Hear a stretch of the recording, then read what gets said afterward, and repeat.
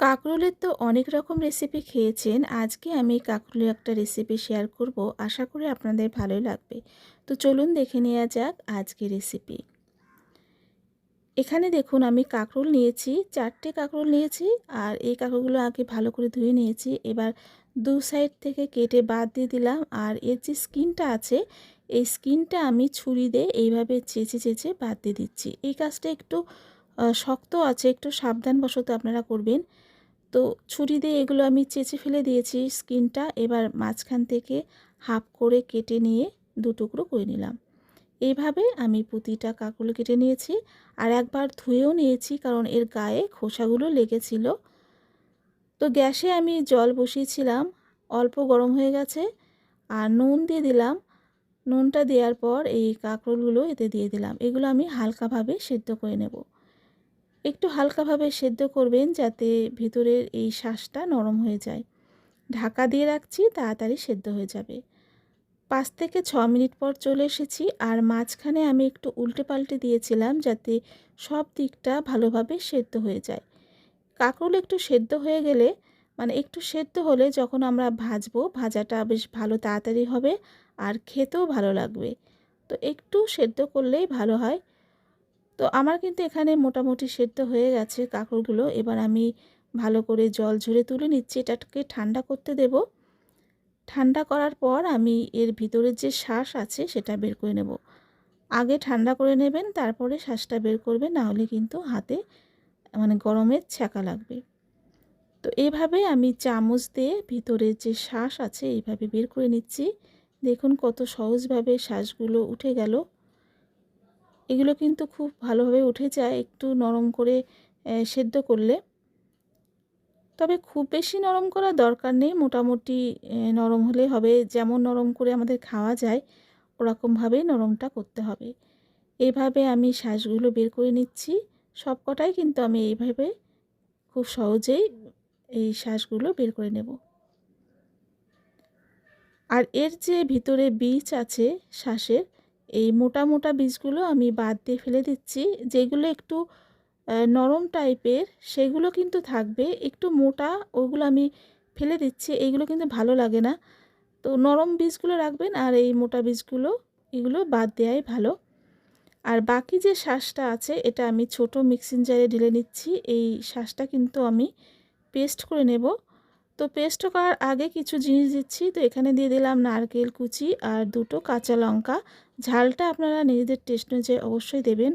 দিয়ে দিচ্ছি নুন, হলুদ দিচ্ছি, তবে এই হলুদটা আপনারা দেবেন না।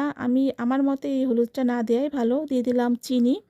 আর অল্প জল দিয়ে একটা মিহি পেস্ট করে নিলাম। জল কিন্তু আপনারা অল্প দেবেন, এমন জল দেবেন যাতে পেস্টটা মোটামুটি করা যায়। আর এখানে আমি সর্ষে ভিজে রেখেছিলাম, এটাকে আমি আলাদা বেটে নেব কাঁচা লঙ্কা আর নুন দিয়ে। কারণ আমার মিক্সিতে ভালো বাটা হয় না। যদি আপনাদের মিক্সিতে ভালো বাটা হয় তাহলে আপনারা একসাথেই বেটে নেবেন। তো আমি আলাদা করে এই সর্ষেটাকে বেটে নিয়েছি, আর এটাই দিয়ে দিচ্ছি ওই পেস্টের সাথে, যেটা কাঁকরোলের শাঁস বেটে রেখেছিলাম। দিয়ে এবার ভালো করে মিশিয়ে নিচ্ছি। আর যেটা বলছিলাম যে এখানে কিন্তু হলুদটা দেওয়ার দরকার হয় না, হলুদটা আপনারা দেবেন না। আমি দিয়ে ফেলেছি ভুল করে, কারণ এটা ভিতরের পুর, তো হলুদ না দেওয়াই ভালো। এবার আমি এই যে কাঁকরোলের খোলগুলো নিয়েছিলাম, এই খোলের ভিতরে এই পুরটা পুরো ভরে ভরে দিয়ে দেব। যতটা দেয়া সম্ভব ততটা কিন্তু পুরটা ভরে দিতে হবে। ঠিক আমি যেমনভাবে দিচ্ছি এইভাবেই আপনারা এই খোলের ভিতরে পুরটা ভরে দেবেন। দেখুন এইভাবে কিন্তু ভরতে হবে।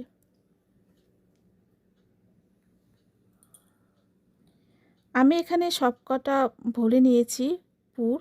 এবার এটাকে ভেজে নেব। তো ভাজার জন্যে ব্যাটার তৈরি করে নিতে হবে। তো আমি এখানে ৩ চামচ বেসন দিচ্ছি, বড় চামচে ৩ চামচ বেসন নিলাম।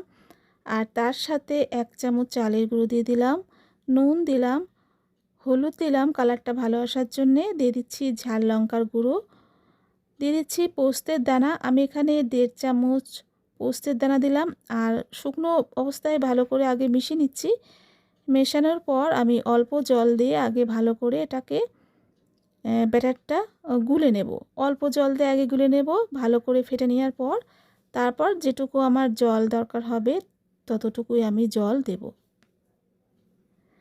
তো এখানে দেখুন আমি ভালো করে গুলে নিয়েছি, তারপর ভালো করে ফেটে নিচ্ছি। যত ভালো করে ফেটাবেন ততই কিন্তু যে কোনো ভাজা পকোড়া খুব ভালো ফুলে।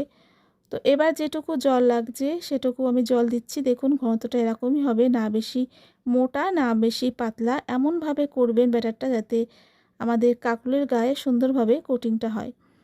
তো গ্যাসে আমি তেল বসিয়েছিলাম, সাদা তেল। তেলটা গরম হয়ে গেছে আর দেখুন ব্যাটারটা আমি একটু গুলে নিচ্ছি।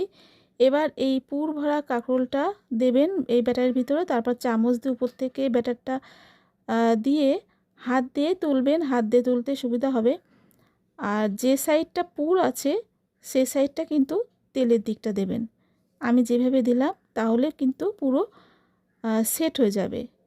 তো একটু সাবধানভাবে করবেন, সবাই পারবে এই জিনিসটা। আর দেখুন ব্যাটারটা কিন্তু আমাদের কাঁকরোলের গায়ে সুন্দরভাবে কোট হয়ে গেছে। তো আমি 3টে দিলাম। আর গ্যাসটাকে মিডিয়াম টু লো রাখবেন, কারণ এই ভাজাটা একটু আস্তে আস্তে ভাজতে হবে, ধীরে সুস্থে, না হলে কাঁচা থেকে যাবে ভিতরটা। আর কাঁকরোলের কভারটা একটু মোটা থাকে, তো একটু ধীরে সুস্থে না ভাজলে এটা কিন্তু খেতে ভালো লাগবে না। একটু মানে সময় নিয়ে এটাকে ভাজতে হবে। আমাদের এটা কিন্তু ভাজা হয়ে গেছে কাঁকরোলগুলো। দেখুন কালারটাও সুন্দর এসছে। এবার আমি তেল থেকে তেল ঝরিয়ে ভালো করে এগুলো তুলে নিলাম। প্রথম ব্যাচটা হয়ে গেল আর সেকেন্ড ব্যাচটাও আমি একইভাবে ভেজে নেব। আপনারা এরকমভাবে পুর ভরে কাঁকরোল ভাজা খাবেন, ডাল ভাতের সাথে কিন্তু ভালোই লাগে। আজকে রান্না আপনাদের ভালো লাগলে অবশ্যই একটা লাইক কমেন্ট শেয়ার করবেন, আর নতুন হলে সাবস্ক্রাইব করে পাশে থাকবেন। সবাই ভালো থাকবেন। আজকের মতন এখানে বিদায় নিচ্ছি। ধন্যবাদ।